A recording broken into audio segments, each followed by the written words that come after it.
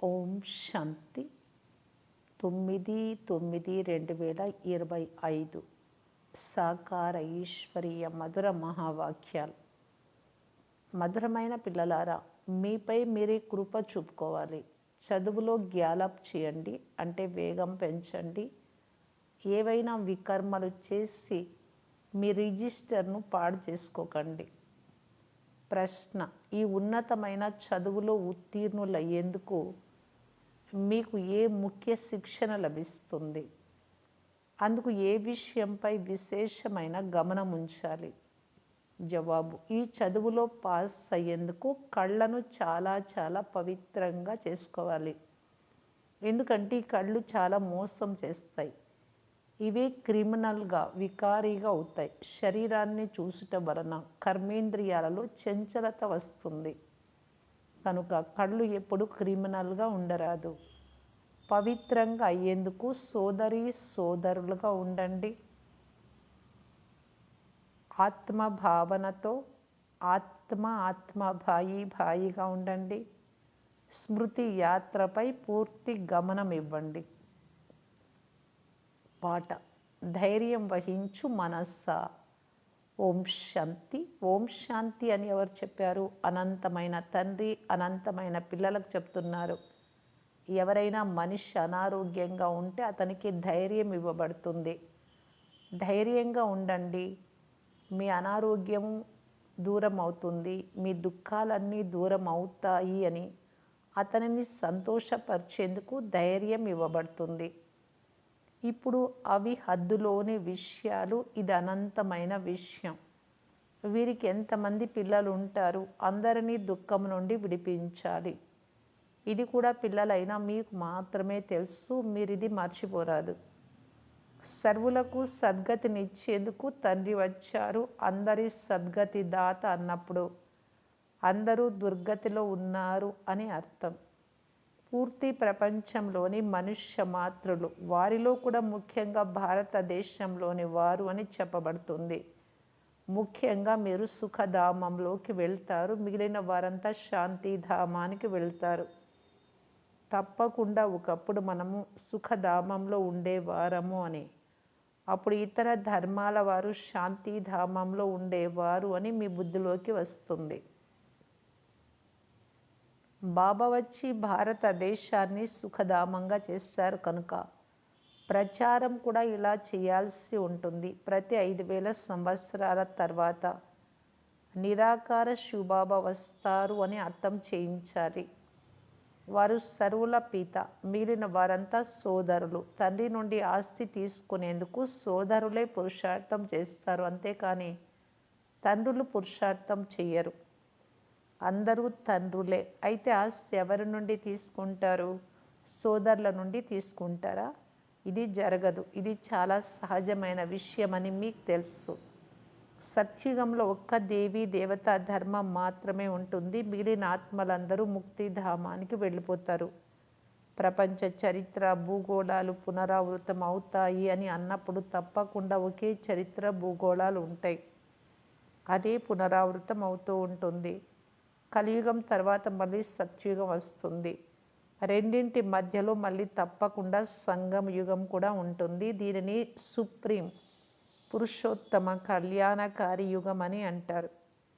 ఇప్పుడు మీ బుద్ధికి వేయబడిన తాళం తెరవబడింది కనుక ఇది చాలా సహజమైన విషయమని అర్థం చేసుకున్నారు. క్రొత్త ప్రపంచం, పాత ప్రపంచం అని అంటారు. పాత వృక్షంలో ఆకులు తప్పకుండా చాలా ఉంటాయి.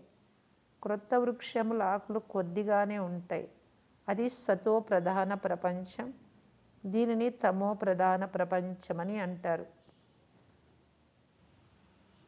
మీలో కూడా నెంబర్ వార్ పురుషార్థ అనుసారం బుద్ధికి వేయబడిన తాళం తెరవబడింది. ఎందుకంటే అందరూ యథార్థ రీతిలో ఒకే విధంగా తండ్రిని స్మృతి చెయ్యరు కనుక ధారణ కూడా ఒకే విధంగా చెయ్యరు. తండ్రి పురుషార్థం చేయిస్తారు, కానీ వారి భాగ్యంలో ఉండదు. డ్రామా అనుసారం ఎవరైతే బాగా చదివిస్తారో, తండ్రికి సహయోగులుగా అంటే సహాయకార్యులుగా అవుతారో, ఎట్టి పరిస్థితుల్లోనైనా సరే వారే ఉన్నత పదవిని పొందుతారు. పాఠశాలలో కూడా తాము ఎన్ని మార్కులతో పాస్ అవుతారో విద్యార్థులు కూడా అర్థం చేసుకుంటారు. తీవ్ర వేగంతో వెళ్ళేవారు చాలా వేగంగా పురుషార్థం చేస్తారు. ఎలాగైనా పాస్ కావాలి అని ట్యూషన్ చెప్పించుకునేందుకు ప్రత్యేక టీచర్ను ఉంచుకుంటారు. ఇక్కడ కూడా చాలా గ్యాలప్ చేయాలి, స్వయంపై కృప చూపుకోవాలి. ఇప్పుడు శరీరం వదిలితే ఈ పరిస్థితుల్లో మాకు ఏ పదవి లభిస్తుంది అని బాబాని ఎవరైనా అడిగితే బాబా తక్షణం సమాధానం చెప్తారు. ఇది చాలా సులభంగా అర్థం చేసుకునే విషయం. హద్దులోని విద్యార్థి ఎలా అర్థం చేసుకుంటాడో అలా బేహద్దులోని విద్యార్థులైన మీరు కూడా అర్థం చేసుకోగలరు. క్షణ క్షణము మన ద్వారా ఏ తప్పులు జరుగుతాయో, వికర్మలు జరుగుతాయో బుద్ధి ద్వారా అర్థం చేసుకోగలరు. మీ ఆత్మ రిజిస్టర్ పాడవుతే రిజల్ట్ కూడా అలాగే వెలువడుతుంది. ప్రతి ఒక్కరూ తమ రిజిస్టర్ను ఉంచుకోవాలి. అంటే చార్ట్ వాస్తవానికి డ్రామా అనుసారం అంతా నిర్ణయింపబడి ఉంటుంది. మా రిజిస్టర్ చాలా పాడైంది అని స్వయం కూడా అర్థం చేసుకుంటారు. అర్థం చేసుకోకుంటే బాబా తెలియజేయగలడు. పాఠశాలలో రిజిస్టరు మొదలైనవన్నీ ఉంచడం జరుగుతుంది. ఈ రిజిస్టర్ గురించి అయితే ప్రపంచంలో ఎవ్వరికీ తెలియదు. దీని పేరే గీతా పాఠశాల, వేద పాఠశాల అని ఎప్పుడూ అనరు. వేదాలు, ఉపనిషత్తులు మొదలైన వాటిని చదివే వాటినే పాఠశాల అని అనరు. పాఠశాలలో ముఖ్య ఉద్దేశ్యం ఉంటుంది. మేము భవిష్యత్తులో ఇలా అవుతాము అని ఒక లక్ష్యం ఉంటుంది. ఎవరైనా వేద శాస్త్రాలు చాలా చదువుకుంటే వారికి కూడా బిరుదులు లభిస్తాయి, సంపాదన కూడా జరుగుతుంది. కొందరైతే చాలా సంపాదిస్తారు. కానీ అది అవినాశి సంపాదన, జన్మ జన్మాంతరాలకు వచ్చేది కాదు. ఎందుకంటే అది వెంట రాదు. ఈ సత్యమైన సంపాదన జతలో వస్తుంది. మిగిలినవన్నీ సమాప్తమైపోతాయి. మనము చాలా చాలా సంపాదన చేసుకుంటున్నాము అని పిల్లలైనా మీకు తెలుసు. మీరు విశ్వానికి యజమానులుగా అవ్వగలరు. సూర్యవంశీ రాజ్యంలో పిల్లలు తప్పకుండా సింహాసనంపై కూర్చుంటారు. ఇది చాలా శ్రేష్టమైన పదవి. పురుషార్థం చేసి రాజ్య పదవిని పొందుతాము అని మీరు కలలో కూడా ఊహించలేదు. దీనిని రాజయోగం అని అంటారు. అది బ్యారిస్టర్ యోగము, డాక్టర్ యోగము. చదువు మరియు చదివించేవారు ఇరువురు గుర్తు ఉంటారు. ఇక్కడ కూడా ఇది సహజ స్మృతి. ఇందులోనే శ్రమ ఉంది. స్వయాన్ని దేహి అభిమానిగా భావించాల్సి వస్తుంది. ఆత్మలోనే సంస్కారాలు నిండుతాయి. చాలామంది మేము శివబాబాను పూజించే వారము అని అంటూ ఉంటారు. కానీ ఎందుకు పూజ చేస్తారో కూడా వారికి తెలియదు. ఆ శివుడినే శివబాబా తండ్రి అని అంటారు. ఇక ఇతరులు ఎవ్వరిని తండ్రి అని అనరు. హనుమంతుడు, గణేశుడు మొదలైన వారిని పూజిస్తారు. బ్రహ్మకు పూజలు జరగవు. అజ్మీర్లో కేవలం బ్రహ్మ మందిరం ఉంది. అక్కడున్న కొద్దిమంది బ్రాహ్మణులు మాత్రమే పూజిస్తూ ఉండవచ్చు. కానీ బ్రహ్మకు గాయనము మొదలైనవేవీ లేవు. శ్రీకృష్ణుడు లేక లక్ష్మీనారాయణులకి ఎంత మహిమ ఉంది. బ్రహ్మ ఈ సమయంలో పతితుడు కనుక అతనికి మహిమ లేదు. తర్వాత బాబా వచ్చి ఇతనిని దత్తు తీసుకుంటారు. ఇది కూడా చాలా సహజం. అవునా, తండ్రి పిల్లలకు అనేక రకాలుగా అర్థం చేయిస్తారు. శివబాబా మాకు వినిపిస్తున్నారు అని బుద్ధిలో ఉండాలి. వారు మనందరికీ తండ్రి, టీచరు, గురువు కూడా అయ్యారు. జ్ఞాన సాగరులైన శివబాబా మనల్ని చదివిస్తున్నారు. ఇప్పుడు పిల్లలైన మీరు త్రికాలదర్శులుగా అయ్యారు. మీకు జ్ఞానం 3వ నేత్రం లభిస్తుంది. ఆత్మ అవినాశి అని కూడా మీకు తెలుసు. ఆత్మల తండ్రి కూడా అవినాశియే. ఇది కూడా ప్రపంచంలో ఎవ్వరికీ తెలియదు. వారంతా బాబా మమ్ములను పతితుల నుండి పావనంగా చెయ్యండి అని పిలుస్తూనే ఉంటారు. మీరు వచ్చి ప్రపంచ చరిత్ర, భూగోళం గురించి వినిపించమని ఎవ్వరూ పిలవరు. ఇది బాబాయే స్వయంగా వచ్చి పతితుల నుండి పావనంగా, మళ్ళీ పావనం నుండి పతితంగా ఎలా అవుతారో వినిపిస్తారు. చరిత్ర ఎలా రిపీట్ అవుతుందో కూడా బాబా తెలియజేస్తారు. ఇది 84 జన్మల చక్రం. మనము పతితులుగా ఎందుకు అయ్యాము, తిరిగి పావనమై ఎక్కడికి వెళ్ళాలనుకుంటున్నాము, మనుషులైతే సన్యాసులు మొదలైన వారి వద్దకు వెళ్ళి మనస్సుకు శాంతి ఎలా లభిస్తుంది అని అడుగుతారు, అంతేకాని సంపూర్ణ నిర్వికారులుగా పావనంగా ఎలా అవ్వాలి అని అడగరు. అలా అడిగేందుకు సిగ్గుపడతారు. ఇప్పుడు తండ్రి అర్థం చేయించారు, మీరందరూ భక్తులు, నేను భగవంతుడను, వరుడను, మీరందరూ వధువులు, మీరంతా నన్ను స్మృతి చేస్తారు, నేను చాలా సుందరమైన బాటసారిని, ప్రపంచంలోని మనుషులందరినీ సుందరంగా తయారు చేస్తాను. ప్రపంచ అద్భుతం స్వర్గమే. ఇక్కడ 7, 8 అద్భుతాలను లెక్కిస్తారు. అక్కడ ప్రపంచ అద్భుతం స్వర్గం ఒక్కటే. తండ్రి కూడా ఒక్కరే, స్వర్గం కూడా ఒక్కటే. మనుషులందరూ స్వర్గాన్నే స్మృతి చేస్తూ ఉంటారు. ఇక్కడ అద్భుతమైనది ఏదీ లేదు. ఇప్పుడు సుఖమును ఇచ్చే రోజులు రానున్నాయి అని పిల్లలకు ధైర్యం ఉంది. ఈ పాత ప్రపంచ వినాశనమై స్వర్గరాజ్య పదవి లభిస్తుంది అని మీరు భావిస్తారు. ఇప్పుడు ఇంకా రాజధాని స్థాపన అవ్వలేదు, ప్రజలు తయారవుతూ ఉంటారు. పిల్లలు పరస్పరంలో సేవ ఎలా వృద్ధి చెయ్యాలి, అందరికీ సందేశంని ఎలా ఇవ్వాలి అని చర్చించుకుంటూ ఉంటారు. తండ్రి ఆది సనాతన దేవీ దేవత ధర్మాన్ని స్థాపన చేస్తారు. మిగిలిన ధర్మాలన్నింటినీ వినాశనం చేయిస్తారు. మరి ఇటువంటి తండ్రిని స్మృతి చేయాలి కదా. ఆ తండ్రి మనలను రాజ్య తిలకానికి హక్కుదారులుగా చేసి మిగిలిన వారందరినీ వినాశనం చేయిస్తారు. ప్రాకృతిక ఆపదలు కూడా డ్రామాలో నిర్ణయించబడి ఉన్నాయి. ఇవి లేకుండా ప్రపంచ వినాశనం కాదు. తండ్రి చెప్తున్నారు, ఇప్పుడు మీ పరీక్ష చాలా సమీపంగా ఉంది. మృత్యులోకము నుండి అమరలోకానికి బదిలీ కావాలి. ఎంత బాగా చదువుకుని ఇతరులను చదివిస్తారో అంత శ్రేష్టమైన పదవిని పొందుతారు. ఎందుకంటే మీ ప్రజలను మీరే తయారు చేసుకుంటారు. పురుషార్థం చేసి అందరికీ కళ్యాణం చేయాలి. దానము ఇంటి నుండి ఆరంభమవుతుంది. ఇది నియమం.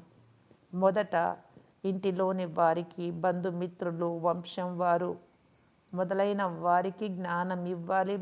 వారే మొదట వస్తారు, తర్వాత ప్రజలు వస్తారు. ప్రారంభంలో కూడా అలాగే జరిగింది. మెల్లమెల్లగా వృద్ధి చెందుతూ వచ్చింది. తర్వాత పిల్లలు నివసించుటకు పెద్ద భవనం తయారైంది. దానికి ఓం నివాస్ అని పేరు పెట్టారు. పిల్లలు వచ్చి చదవడం ప్రారంభించారు. ఇదంతా డ్రామాలో రచింపబడి ఉంది. ఇవి మళ్ళీ రిపీట్ అవుతాయి. దీనిని ఎవ్వరూ మార్చలేరు.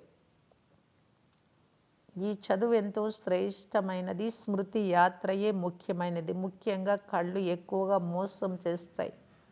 కళ్ళు వికారిగా అయినప్పుడు శరీరంలోని కర్మేంద్రియాలు చంచలమవుతాయి. ఎవరైనా అందమైన అమ్మాయిని చూశారు అంటే చాలు, అందులో చిక్కుకునేస్తారు. ఇలాంటి కేసులు ప్రపంచంలో చాలా జరుగుతున్నాయి. గురువులకు కూడా వికారి దృష్టి వచ్చేస్తుంది. ఇక్కడ వికారి దృష్టి ఏమాత్రము ఉండరాదు అని తండ్రి చెప్తున్నారు. సోదరి సోదరులుగా ఉంటేనే పవిత్రంగా ఉండగలరు. మనుషులకి ఈ విషయాలేం తెలుసు, అందుకే వారు హేళన చేస్తారు. శాస్త్రాలలో కూడా ఈ విషయాలు లేవు. తండ్రి చెప్తున్నారు, ఈ జ్ఞానం ప్రాయలోపమైపోతుంది. తర్వాత ద్వాపరయుగం నుండి ఆ శాస్త్రాలు మొదలైనవి తయారయ్యాయి. అలా ఫల్లాను స్మృతి చేస్తే మీ వికర్మలు వినాశనం అవుతాయి అని ముఖ్యమైన విషయాన్ని ఇప్పుడు తండ్రి చెప్తున్నారు. స్వయాన్ని ఆత్మగా భావించండి. మీరు 84 జన్మల చక్రం చుట్టి వచ్చారు. ఇప్పుడు మళ్ళీ మీ ఆత్మ దేవతగా అవుతుంది. చిన్న ఆత్మలో 84 జన్మల అవినాశి పాత్ర నిండి ఉంది. అద్భుతం కదా. ఇటువంటి విశ్వంలోని అద్భుతం గురించిన విషయాలు తండ్రి వచ్చి అర్థం చేయిస్తారు. కొందరికి 84 జన్మల పాత్ర, కొందరికి 50, 60 జన్మల పాత్ర ఇలా ఉంటుంది. పరంపిత పరమాత్మ కూడా పాత్ర లభించింది. డ్రామా అనుసారం ఇది అనాది అవినాశి డ్రామా. ఎప్పుడు ప్రారంభమైందో ఎప్పుడు సమాప్తం అవుతుందో ఎవ్వరూ చెప్పలేరు. ఎందుకంటే ఇది అనాది అవినాశి డ్రామా. ఈ విషయాలు ఎవ్వరికీ తెలియవు. మంచిది. మధురాతి మధురమైన అపురూపమైన పిల్లలకు మాతాపిత బాప్దాదాల ప్రియ స్మృతులు మరియు గుడ్ మార్నింగ్. ఆత్మిక పిల్లలకు ఆత్మిక తండ్రి నమస్తే. ధారణ కొరకు ముఖ్య సారం. ఫస్ట్ పాయింట్, ఇప్పుడు పరీక్షల సమయం చాలా దగ్గరగా ఉంది కనుక పురుషార్థం చేసి తమ కళ్యాణము, అందరి కళ్యాణము చేయాలి, చదవాలి, చదివించాలి.